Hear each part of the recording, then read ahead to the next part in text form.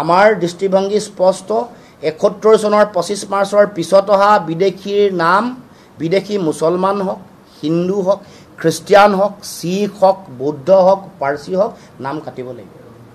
আৰু আমাৰ যিটো দেশজুৰি ইণ্টেনচিভ স্পেচিয়েল ৰিভিজনত যিটো কাম কৰি আছে ইণ্টেনচিভ ৰিভিজনত যিটো স্পেচিয়েল ইণ্টেনচিভ ৰিভিজনত কৰি আছে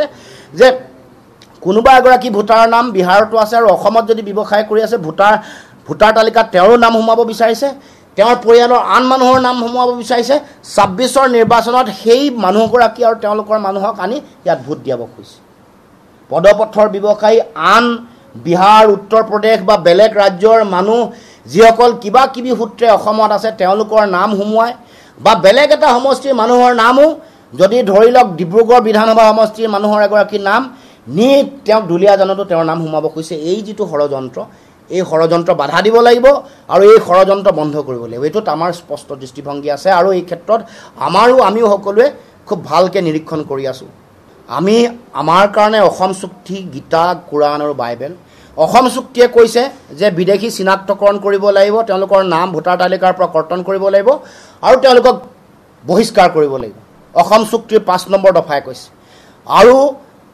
সেই বিদেশীসকলৰ চিনাক্তকৰণৰ ভিত্তিবৰ্ষ হ'ল ৭১ চনৰ ২৫ মাৰ্চ গতিকে বিদেশীক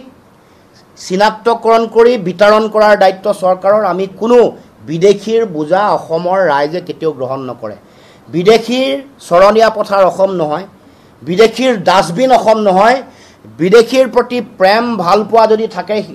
মোদী ডাঙৰীয়াৰো যদি আছে গুজৰাটলৈ লৈ যাওক বেলেগৰো যদি আছে বেলেগলৈ লৈ যাওক বেলেগ ৰাজ্যলৈ লৈ যাওক আমি অসমে আৰু বিদেশীৰ বোজা ল'ব নোৱাৰোঁ অসমৰ যিসকল ভূমিপুত্ৰ থলগিৰি খিলঞ্জীয়া অসমীয়া মানুহ যিসকল আছে অসম চুক্তিৰ ৬ নম্বৰ দফা মৰ্মে য'ত অসমীয়াৰ সংজ্ঞা নিৰূপণ কৰা হৈছে সেই মৰ্মে যাক সাংবিধানিক ন্যায়িক যিটো সুৰক্ষা দিব লাগে সেই সুৰক্ষা দিবৰ কাৰণে অসম চুক্তিৰ ৬ নম্বৰ দফা তাৎক্ষণিকভাৱে কাৰ্যকৰী কৰিবৰ কাৰণে ব্যৱস্থা গ্ৰহণ কৰিব